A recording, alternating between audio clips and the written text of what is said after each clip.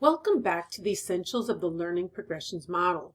We are ready to begin the second half of the course. In the last module, we culled and categorized your outcomes list, ending up with no more than a dozen practices. Please pause now to read your list over and refresh your memory of where you left off. The goal for this module is to understand what a learning progression model is, and use your outcomes to create your first learning progression. We will be just making a first draft, and you'll probably make a mess of it. No offense, we all do the first go around. No worries, we will refine and edit and streamline everything in Module 7. I just don't want you to be hesitant. Jump in and try with no fear of failure. The practices that you developed are a loose collection of related skills.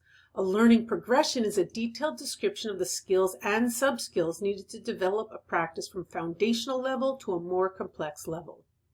When you create a learning progression, you articulate movement toward increased mastery.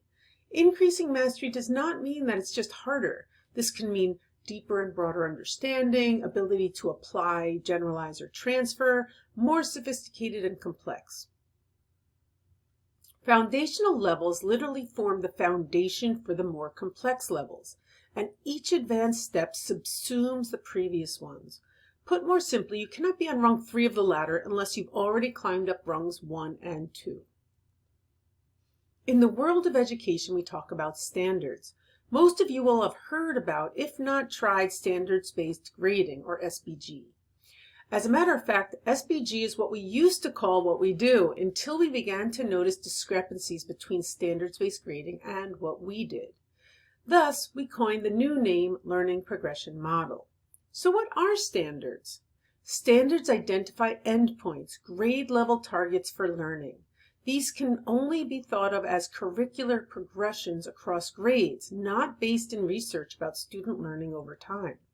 Standards are not prescriptive. They do not indicate or suggest optimal instructional sequencing plan, especially within a grade level. Standards do not provide guidance about how different standards might be linked for instructions or how to build expertise or transfer when learning.